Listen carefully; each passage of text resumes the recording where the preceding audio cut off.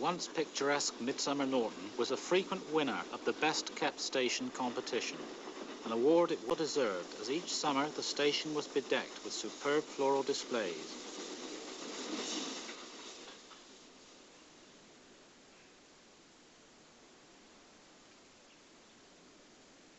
Following years of dereliction, the buildings and the gardens are now to be restored by the Avon Training Agency. After climbing a further 2 miles, the line passed through a short tunnel close to the village of Chilcompton. This was another of Ivo's favourite locations. And of course on heavy trains you'll be really pounding away here. This is a steady 153 gradient heading towards Malmesbury at this point, and on heavy trains you'll be really into them. Yeah. It'll be a lovely sound coming out of the exhaust.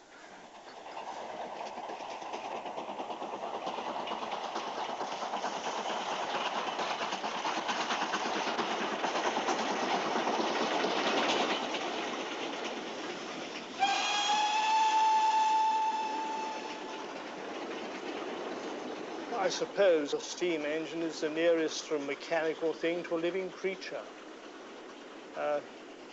It behaved almost like a living creature. It responded to human treatment.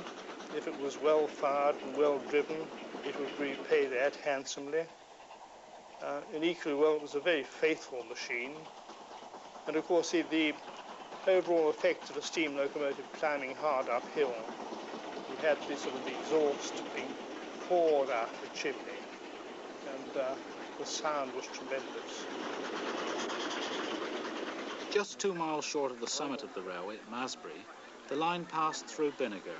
Here Peter and I met up with another old friend, Norman Down, who was station master here and today still lives in the old station house. It's very sad to see it like this, I must say. I just can hardly recognise the place.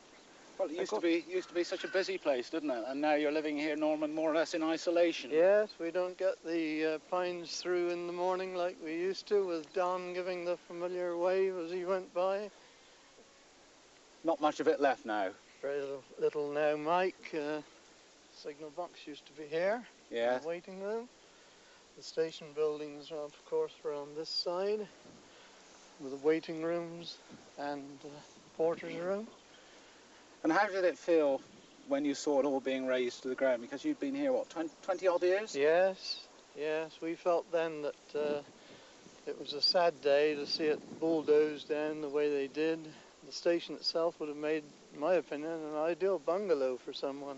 Yes. So. Of course, once a year, Norman, you used to get a special delivery by train, courtesy of Ivo, I believe.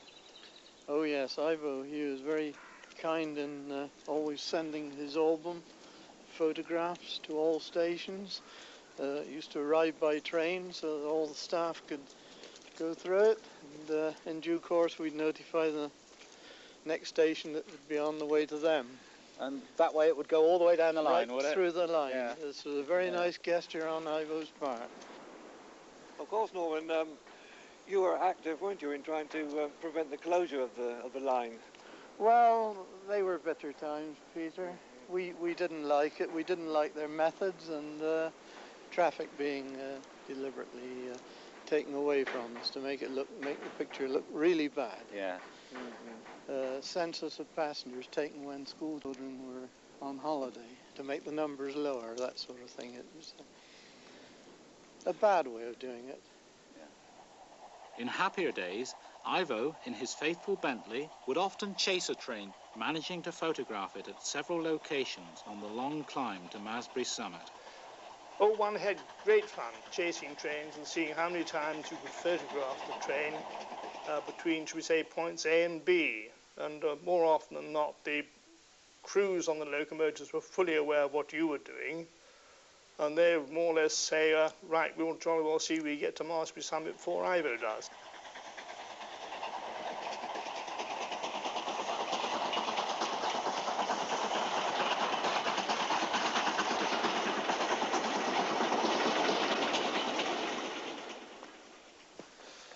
Well, we've come 8 miles uphill from Radstock, Pete, and this is again one of Ivo's favourite locations, but not on a day like this, I would imagine. Well, I wouldn't think so. I mean, the weather today is absolutely abysmal, isn't it? Well, we're over the top now. Downhill all the way now, is it, to Evercreech, apart from one little short stretch? Yeah, it's just a short stretch through Shepton Mallet, but virtually all downhill. Here, at last, on the downhill section south of Masbury, the train crew could afford to relax and on sunny summer days enjoy the delights of the rolling Mendip countryside.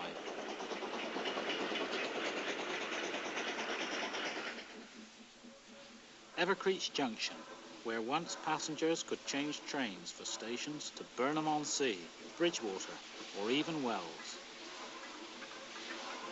The engines which hauled the heavy freight traffic over the Mendips were turned here at Evercreech, prior to setting off back to Bath.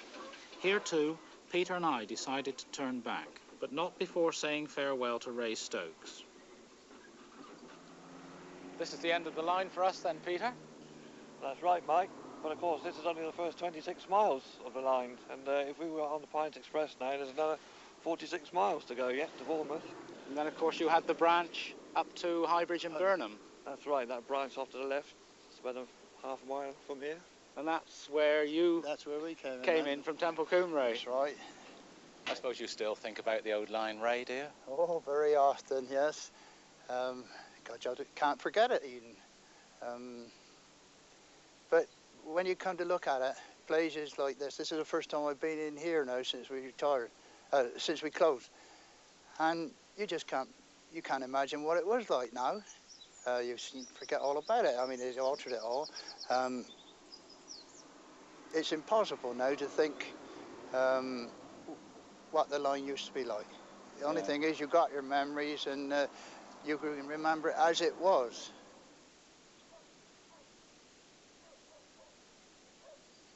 On our way back to Bath, I took Peter to one final location, the viaduct at Pressley, just south of Shepton Mallet. Well, Peter, I've brought you up here at Pressley just to have a look at this. My word. Really is the end of the line. It is, isn't it? Yeah. Incredible. That's just how it must have looked before they built the railway. I suppose In it did. 1872 they must have started building this. Yeah. Amazing, isn't it? Very, very sad.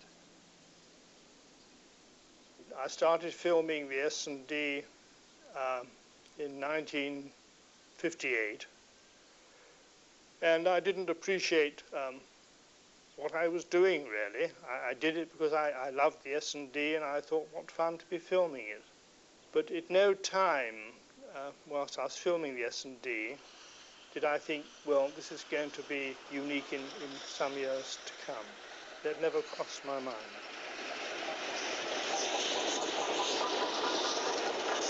It helps me go to sleep sometimes. Instead of counting sheep, I picture myself now working a train from Evercreech Junction up over the Mendips. I try to visualise everything, every little detail, you know. Perhaps as you got by the goods yard, I used to see the shunters come out and they'd have waved to us and that. And I try to visualise all that in every signal. And by doing that, I don't think I've got past Shepton Mallet yet.